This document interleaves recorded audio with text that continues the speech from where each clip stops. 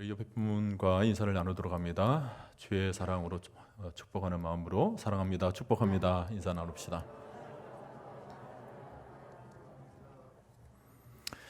우리가 신앙생활을 하면서 우리 입에 자주 떠올리는 단어들이 있습니다.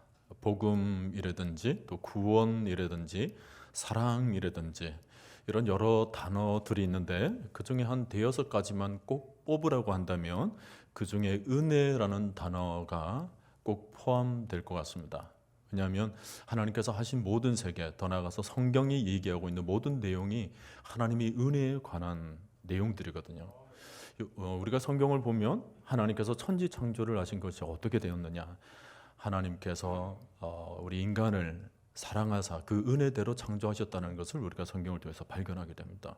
성경의 모든 내용들이 그래요.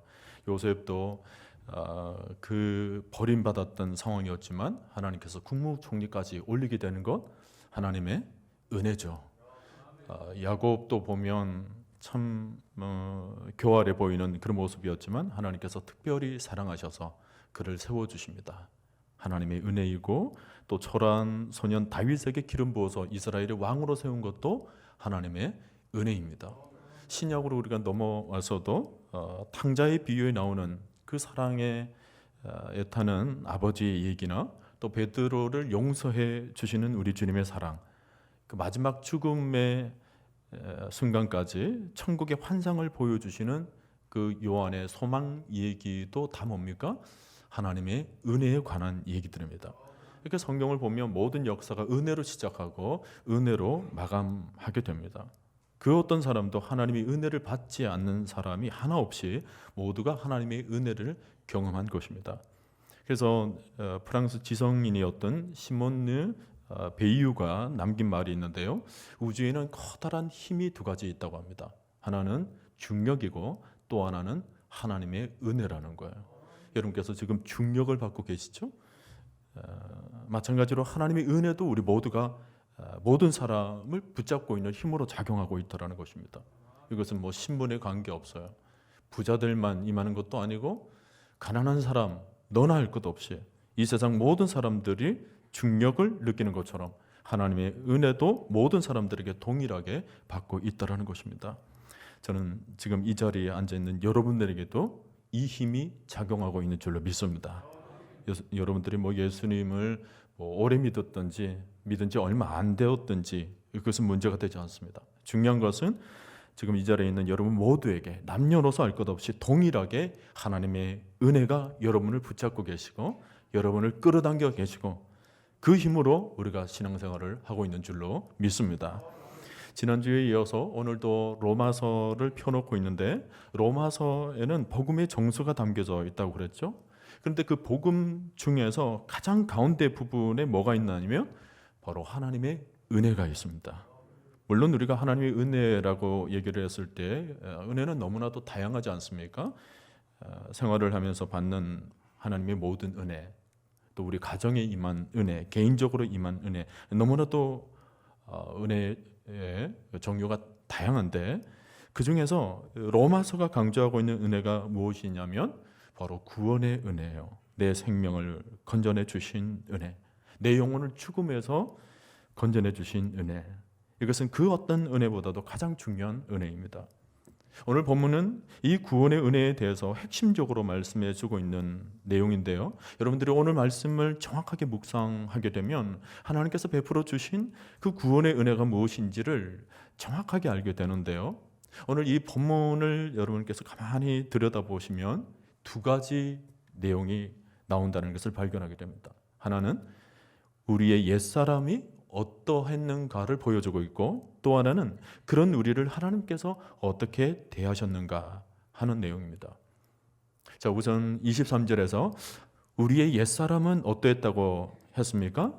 모든 사람이 죄를 범하였음에 하나님의 영광에 이르지 못하더니, 모든 사람이 죄를 범하였으므로 하나님의 영광을 바라볼 수가 없었다는 거죠. 지금 이 모든 사람 안에 저와 여러분들이 포함되어 있습니다. 에베소서 2장 2절에서도 보면 우리의 옛사람이 이렇게 기록되어 있습니다. 그때의 너희는 그 가운데서 행하여 이 세상 풍조를 따르고 공중에 권세 잡은 자를 따랐으니 그랬죠. 그리고는 3절에서 전에 우리 모두가 육체의 욕심을 따라 지내며 육체와 마음에 원하는 것을 하는 본질상 진노의 자녀였다라고 말씀을 합니다. 여러분 지금 이 말씀을 아무런 거부감 없이 받아들일 수 있겠습니까? 아마 이 말씀을 있는 그대로 받아들일 수 있는 사람은 굉장히 겸손하신 분이세요. 영혼을 향하여서 굉장히 정직하신 분이십니다. 여러분 오늘 말씀은 우리 마음이 겸손하고 정직해야 들을 수가 있습니다. 여러분 우리가 옛날 예수 믿기 전 그 옛 모습이 어떠했느냐 하면 죄의 풍속을 쫓아다니고 공중 권세를 잡은 자를 따라다니면서 하나님께 대해서는 불순종하는 자로 살았었습니다. 영혼에 대해서 전혀 의식을 하지 않다 보니까 그저 타락한 본성대로 육체의 소욕에 의해서 인생을 그냥 그대로 흐르는 대로 살아왔던 그런 사람이었어요. 그저 육신의 정욕에 이끌리며 살아왔습니다. 성경은 이런 인간의 상태를요, 살아있는 것 같지만 실상은 죽어 있다라고 말씀을 합니다. 비록 육신적으로는 지금 살아있지만 그러나 하나님을 떠나 있기 때문에 영으로는 이미 죽었다라는 거예요. 그리고는 그 죽은 영으로 늘 하는 일마다 하나님께 불순종했기 때문에 우리는 진노의 대상이었습니다. 여러분 이 얼마나 기가 막힌 현상입니까? 이게 우리의 과거의 모습이었고 이게 우리들의 자화상이었어요. 자, 이런 상황이라면 하나님의 영광을 바라볼 수 있습니까? 없습니까? 없어요. 죄로 가득한 삶으로 인해서 하나님을 바라본다라는 것은 불가능한 것입니다. 그래서 본문은 모든 사람이 죄를 범하였음에 하나님의 영광에 이르지 못하였다라고 말씀합니다. 자, 이런 상태였던 우리를 그 다음 하나님께서 어떻게 하셨습니까? 24절에서 그리스도 예수 안에 있는 성령으로 말미암아 하나님의 은혜로 값없이 의롭다 하심을 얻은 자 되었느니라. 예수 그리스도로 말미암아 죄에서 모두 벗어나 의롭다 하시는 은혜를 베풀어 주셨다 그 말씀입니다. 특별히 값없이라는 이 단어에 여러분 주목하세요.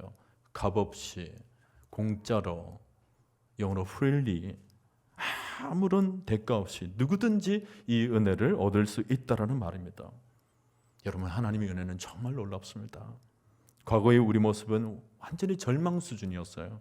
죄가 우리 속에 너무 가득했기 때문에 도저히 우리가 하나님을 알래야 알 수도 없고 바라볼래야 볼 수도 없는 그런 상황이었어요. 우리 속에는 하나님을 찾을 만한 유전자가 도무지 있지를 못합니다. 그저 죄 덩어리이기 때문에 보는 것도 죄이고 하는 일도 다 죄이고 모두 죄뿐이었습니다. 그랬던 우리가 지금은 뭐라고요? 예수 안에서 모든 죄가 벗어지게 되었고 의롭다 하심을 얻은 자 되었습니다. 무엇으로요? 하나님의 은혜로요. 하나님의 은혜로. 여러분 잘 보세요. 과거의 옛 모습하고 그리고 오늘 의롭다 하심을 얻은 모습 사이에 지금 뭐가 있습니까? 하나님의 은혜가 있는 거예요. 고린도전서 12장 3절 말씀, 성령으로 아니하고는 누구든지 예수를 주시라 할 수 없느니라 그랬죠. 성령의 은혜가 아니고서는 예수를 주로 받아들일 수 없다라는 말씀입니다. 죽은 성장은 절대로 스스로 살아날 수가 없어요. 죄로 완전히 죽었던 옛사람은 절대로 자기 의지로 살아날 수가 없습니다. 전적으로 하나님의 은혜가 아니면 살아날 수가 없습니다. 바울도 보세요. 예수 믿는 사람들을 잡아다가 처형장으로 끌고 다니는 그런 일을 해왔던 악독 무자비한 사람이 어떻게 하나님을 만날 수 있습니까? 하나님의 은혜입니다. 존 뉴턴 같은 사람도 보세요. 노예들을 팔아서 그 돈을 벌어서 생활을 했던 사람이에요. 인신매매단이었습니다. 단 한 번도 그런 일을 하면서도 마음에 조금 더 가책을 느끼지 않았던 그가 어떻게 자기 자신의 참 죄악스러운 모습을 발견하게 되었습니까? 하나님의 은혜였던 것입니다. 로마서 9장 16절에서 보면 너희가 원한다고 믿어지는 줄 아느냐? 다른 박질한다고 믿어지는 줄 아느냐? 남보다 노력 많이 한다고 해서 예수가 믿어지는 줄 아느냐? 그게 절대 아니다. 오직 불쌍히 여겨주시는 하나님이 믿게 하실 때 믿어진다라고 말씀을 합니다. 그러니까 오늘 여러분도 어떤 사람이에요? 하나님이 믿게 해서 믿게 되었고 그 믿음으로, 하나님께서 주신 그 믿음으로 오늘 이 자리에 와 있는 것입니다. 여러분, 창세기 처음 시작부터 성경이 계속 보여주시는 내용이 뭐냐면 바로 이런 하나님의 은혜예요.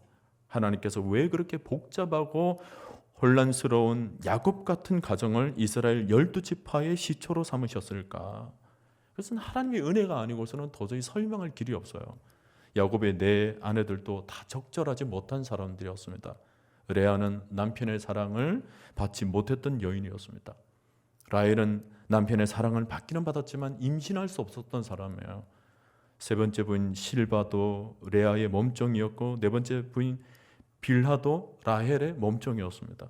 모두가 보면 허물도 많고 아픔도 많고 상처가 있고 그러면서도 실수도 많았기 때문에 하나님의 믿음의 계보를 이어갈 만한 인물들이 다 되지를 못했지만 그런데도 하나님이 이들 모두를 사용하세요.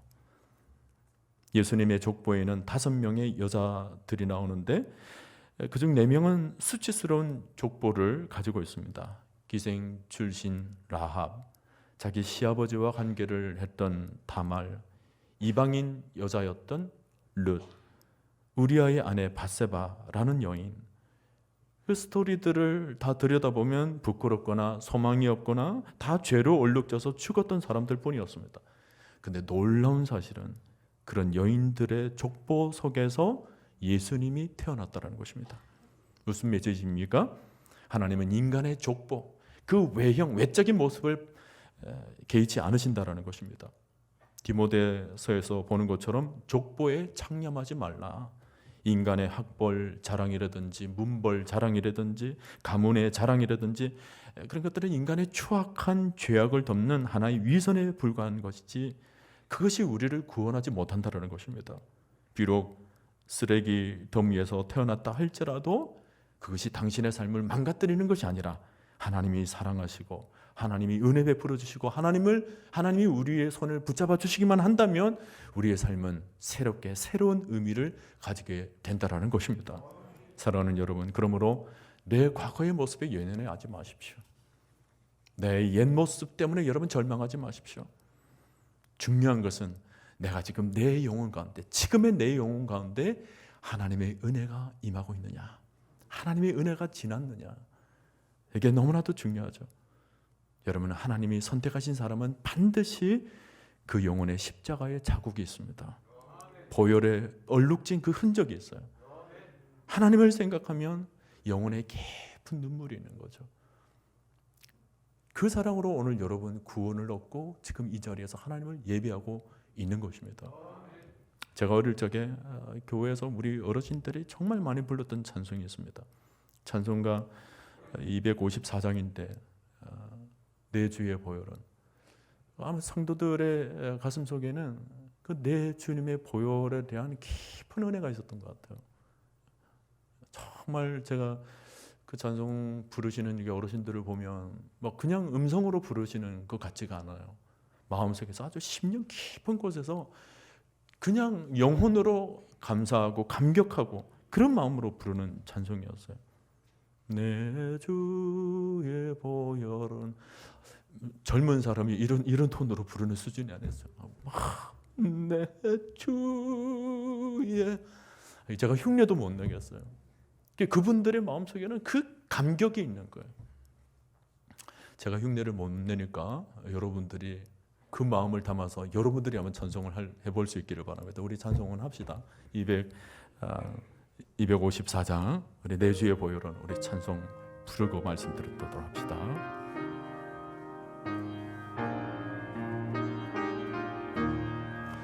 내 주의 보혈은 정하고 정하다. 내 죄를 정케 하신 주 나로라 하신다. 내가 주께로 지금 가오니 십자가의 보혈로 날 씻어주소서. 약하고 추해도 주께로 나가면 힘주시고 내 추함을 곧 씻어주시네. 내가 주께로 지금 가오니 십자가의 보혈로 날 씻어주소서. 나로라 하심은 온전한 믿음과 또 사랑과 평안함 다 주려 함이라. 내가 주께로 지금 가오니 십자가의 보혈로 날 씻어주소서. 큰 죄인 복받아 살기를 얻었네.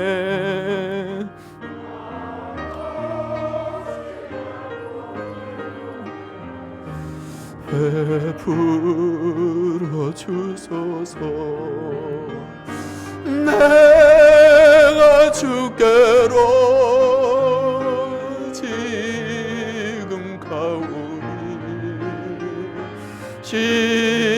십자가의 보혈로 날 씻어주소서.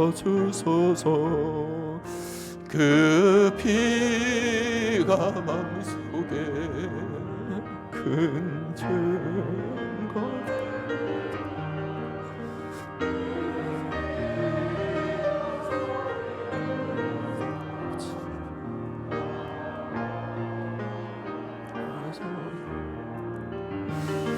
내가 주께로 지금 가오니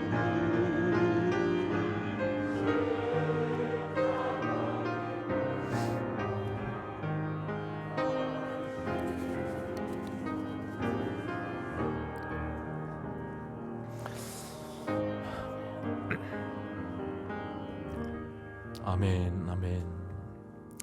창세기 6장을 보면 사람의 죄악이 세상에 가득한 모습이 그려지고 있습니다. 그 땅에 온 땅이 하나님 앞에 부패하여 포악함이 땅에 가득한지라. 그러니까 하나님이 보신즉 땅에 부패하였으니 이는 땅에서 모든 혈육 있는 자의 행위가 부패함이었더라. 그렇게 기록하고 있죠. 이것 때문에 하나님께서 근심하였다라고 말씀을 하는데 그 어둠의 모습과 대조되는 하나의 빛을 기록해주고 있습니다. 바로 창세기 6장 8절 말씀인데 그러나 노아는 하나님께 은혜를 입었더라. 세상은 온통 부패와 포악한 뿐인데 노아에게만은 하나님의 은혜가 임하고 있다는 거예요. 악인들에 대해서는 그냥 하나님께서 바라보시면서 그냥 한탄하는 그런 말씀인데 그러나 노아를 바라보는 것과 관련해서는 특별한 의미로 기록합니다. 우리 한글 성경에서는 그게 나타나 있지 않습니다만은 영어 성경이나 그 히브리어 원문에서는 이렇게 기록되어 있죠. In the eyes of the Lord 이렇게 되어 있어요. 하나님의 눈 안에 그런 뜻이에요. 눈물이 그냥 흐르는 게 아니죠. 그 눈 속에 정말 진솔하고 따뜻한 마음이 담겨져 있습니다. 지금 하나님의 눈에 담겨져 있는 은혜가 지금 노아를 바라보고 있는 거예요. 노아를 비춰주고 있는 거예요. 여러분 이게 머릿속에 그려지십니까? 사방에는 지금 온통 암흑과 어둠뿐이에요. 모든 것이 다 죄악으로 다 덮여져 있는데 마치 무대에서 핀 라이트 그 조명으로 노아에게만은 하나님의 은혜의 빛이 쫙 고스란히 그에게 비춰주고 있는 거예요. 저기 부산으로 내려가다 보면 밀양이라는 도시가 있습니다. 밀양을 영어로 하면 Secret Sunshine이에요. 비밀스러운 빛이죠. 언젠가 이 도시를 배경으로 영화가 하나 만들어졌었는데 그 영화의 맨 마지막 장면이 이거예요. 전혀 빛이 들 것 같지 않았는데 그 마당에 음지인데 그곳에 빛이 비춰지고 있는 모습으로 끝나게 돼요. 아무도 들여다보지 않는 곳에 아주 비밀스러운 빛이 비춰지고 있죠. 전혀 예기치 않았던, 전혀 기대하지 않았던 그 음지의 땅에 한 줄기의 빛이 비춰지고 있는 밀양, Secret Sunshine. 여러분, 하나님의 빛이 이와 같습니다. 전혀 빛이 들 것 같지 않았던 내 영혼에 아주 비밀스러운 빛이 비춰지고 있는 거죠. 이 세상 가운데 지금도 여전히 어둠으로 가득 차 있는 세상살이이지만 그 속에서 아무런 소망을 가질 수 없었던 우리 마음이었지만 하나님의 따스한 햇빛이 우리 영혼 위에 지금 내려 쬐이고 있는 것입니다. 그 순간 우리는 우리 자신을 발견하게 돼요. 첫째는 우리가 이렇게 어둡게 살았었는가 우리 자신의 옛 모습을 발견하게 돼요. 그리고는 그 위에 하나님께서 따스한 빛을 비춰주심으로 우리가 하나님의 자녀가 되었다는 사실을 넉넉히 우리 영혼 가운데 밝게 보여주심으로 우리 자아를 새롭게 발견하는 은혜가 있게 되는 거죠. 시크릿 선샤인. 여러분, 믿음의 비밀이 바로 이것입니다. 모든 시대 모든 구원받은 사람들의 영혼에는 이게 있어요. 하나님의 구원의 빛이 있는 거죠. 지금 이 시대에 하나님의 시선이 지금 여러분을 그런 빛과 그런 시선으로 바라보고 있는 것입니다. 마치 어린아이를 바라보는 부모의 눈과 같이 우리를 하나님께서 바라보실 때에도 눈을 떼지 않고 바라보고 계세요. 세상에 자기 아이를 바라보면서 늘 부모는 눈을 두지 않습니까? 그것처럼 하나님께서 우리를 바라보실 때 우리가 어디에서 무엇을 하든지 간에 우리에게 시선을 떼지 않습니다. 우리가 연약해서 쓰러질 때도 그렇고 우리가 구석진 방에 나홀로 앉아서 외로이 마음을 얼싸안고 외로이 앉아있을 때도 그렇고 인생살이 속에서 힘겹게 살아갈 때도 그렇고 늘 하나님의 시선이 우리를 향하고 있어요. In the eyes of the Lord. 우리의 생각을 넘어서 하나님의 놀라운 비상적 간섭이 지금도 일어나고 있는 것입니다. 그래서 결국은 우리의 구원을 우리의 의지나 우리의 생각이 아니라 하나님의 뜻 가운데 하나님의 사랑으로 온전히 이루어 가신다는 것을 우리가 보게 되는 것입니다. 여러분, 지금 우리가 가진 믿음은 전적인 하나님의 은혜입니다. 내가 믿고 싶어서 믿는 것이 아니에요. 하나님이 믿음 주셔서 믿게 하시는 것입니다. 여러분, 노아 시대를 다시 생각해 보세요. 당시 많은 사람들이 노아가 공사하는 모습을 보았을 것입니다. 방주라는 거대한 공사가 어찌 한 가족의 힘으로 그런 큰 공사를 진행할 수 있었겠습니까? 배 사이즈나 구조물들을 보면 정말 놀랍죠. 그런 큰 공사를 위해서 하나님께서 이 노아의 가족들을 돕기 위하여서 틀림없이 세상에 일꾼들을 붙여주셨을 것입니다. 같이 일하는 거죠. 근데 방주를 같이 지으면서도 얼마나 일하는 사람들이 잔소리가 많았겠어요. 뭐하러 이런 것들을 짓고 만들고 있냐고. 그것도 산 꼭대기에다가. 일은 도와주겠지만 웬만하면 빨리 그냥 멈추라고. 그러면서 그 안에 들어갈 생각은 전혀 안 하는 사람들. 그런데 그 와중에서도 그런 사람들의 말에 전혀 현혹되지 않고 묵묵히 방주를 짓고 있는 노아. 이 양자가 지금 아이러니하게 공존하고 있는 것입니다. 히브리서는 노아가 경외함으로 방주를 준비했다 기록합니다.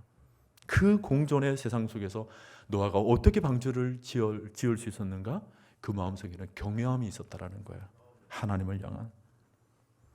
오늘 우리 시대에도 지금 내 영혼 가운데 구원의 방주가 지어지고 있죠. 세상 사람들과 같이 살면서도 거기에 휩쓸리지 않고 묵묵히 예배 자리를 지키며 내 안에 구원의 방주를 지금 지어가고 있는 것입니다. 어떨 때는 세상의 혹독한 비난 가운데서도 거기에 실족하지 않고 지속적으로 믿음을 지킬 수 있는 것은 내 안에 하나님을 향한 경외함이 있기 때문이에요. 세상은 믿지 않는 사람들이 이렇게 많은데 하나님이 눈에 보이지 않는다라는 이유로 하나님의 존재를 전혀 의식하지 않고 전부가 다 자기의 마음대로 살아가고 있는데, 그 속에서 하나님을 바라보며 하나님께 나올 수 있는 것도 하나님을 향한 경외함 때문인 것입니다. 우리가 무슨 힘으로 하나님을 찾을 수 있어요? 맨날 죄만 짓는데 무슨 낯으로 하나님을 예배하러 나올 수 있습니까? 맨날 입술로 원망만 하고 불평만 하는데 무슨 배짱으로 우리 입술로 하나님을 찬양할 수 있습니까? 내 생각으로는 안 돼요. 내 의지로는 되는 것이 아닙니다. 내 모습으로는 도저히 안 돼요. 나를 나되게 하신 것은 하나님의 은혜인 것입니다. 나의 모든 마음에 빛을 비춰주시고 나를 이끌어주시는 하나님의 전적인 은혜. 여러분, 구원이라는 것이요, 하루에 12번도 바뀌는 내 마음, 내 감정에 기반을 두지 않고 하나님의 절대적인 은혜에 기반을 두고 있다는 것이 우리에게 얼마나 감사한 일인지 몰라요. 스튜어트라고 하는 유명한 전도자가 있었어요. 그분이 처음 예수를 믿을 때 마음으로 깊이 깨달은 바가 있었어요. 아, 하나님 앞에 내가 정말 죄인이구나. 이걸 알고 나서는 이게 이제 제 문제를 어떻게 하느냐라고 생각을 하는데, 교회에서 이르기를 당신이 예수 믿습니까? 예수 믿으면 믿음과 동시에 당신 죄는 해결받았습니다. 그러니까 마음에 고통하지 마십시오. 하나님 앞으로 기쁨으로 나오십시오. 이 말을 들은 스튜어트는 이게 별로 마음에 내키지가 않는 거예요. 왜냐하면 죄라는 것은 용서받는 것이 절대로 쉬운 일이 아닌데 그렇게 쉽게 용서받을 리가 없다라고 생각을 한 거예요. 그래가지고 그는 교회 등록한 다음부터는 온 동네를 돌아다니면서 자기 선행을 쌓는 것입니다. 가난한 사람 찾아가서 막 도와주기도 하고, 선교단체에 가서 열심히 봉사도 하기도 하고, 시간만 나면 자선 사업을 하면서 열심히 얼마나 돌아다니는지 몰라요. 뭐 때문에요? 내가 이렇게 열심히 뭔가를 해야 죄 용서함을 받는다라고 생각을 한 것입니다. 근데 하루는 누가복음 8장 12절을 읽으면서 그가 눈이 번쩍 뜨이는 거예요. 거기 보면 길가에 씨앗을 뿌리는 비유가 나오는데, 길가에 뿌려진 씨앗은 말씀을 듣기는 듣지만 그 말씀이 마음에 뿌리지 못하는 이유를 설명합니다. 마귀가 이것을 자꾸 믿지 못하도록 방해를 한다는 거예요. 예를 들어서 로마서의 주제는 이신칭의입니다. 믿기만 하면 구원을 얻는다는 것을 마귀가 알고 있는 거예요. 그걸 알기 때문에 그렇게 믿지 못하도록 마귀가 방해를 하는 거예요. 하나님 말씀을 믿기만 하면 구원을 얻는다는 것을 마귀도 아는 거예요. 근데 자기는 그것을 모르고 있다라는 것을 발견한 것입니다. 마귀가 있는 것을 내가 모르고 있다니 이게 말이 되느냐. 그래가지고 내가 잘못 알았구나. 그렇지. 예수님만 믿으면 그 믿음으로 죄 용서 받는 것이지. 이것이 하나님의 은혜인 것이지. 내가 무슨 열심히 충성하고 열심히 노력한다고 해서 죄 용서 받는 것이 아니구나. 이걸 깨닫고는 그때부터 자기 생각대로 믿지를 않아요. 자기 감정대로 믿지를 않습니다. 말씀대로 믿어요. 말씀대로. 그때부터 말씀 안에서 완전한 자유를 누리게 되었다고 합니다. 여러분, 오늘 우리에게도 임한 구원도요, 그냥 여러분의 막연한 감정이 아닙니다. 실제인 것입니다. 말씀을 기반으로 둔 실제로 구원이 내 안에서 지금 일어난 역사적 사실인 것입니다. 우리 삶 속에서 여러분이 느끼든지 못 느끼든지 구원의 은혜가 실제로 지금 흘러 넘치고 있는 거죠. 로마서 5장 15절 뒷부분을 보면 그런 말씀이 나와요. 예수 그리스도의 은혜로 말미암아 선물이 많은 사람에게 넘쳤느니라 그랬어요. 넘쳤느니라. 지금 구원의 은혜가 내 속에서 흘러 넘치는데 이걸 느끼지 못할 리가 있겠습니까? 오감으로 느끼는 거죠. 실제적 사실이에요. 영어 성경에서는 superabound라는 표현을 씁니다. 흘러 넘친다는 거예요. 여러분, 수면이 높습니까? 수면을 막고 있는 뚝이 높습니까? 모르시겠습니까? 뚝이 높죠. 수면이 있으면 수면은 물을 늘 막고 있는 뚝이 더 높아야 되는 것입니다.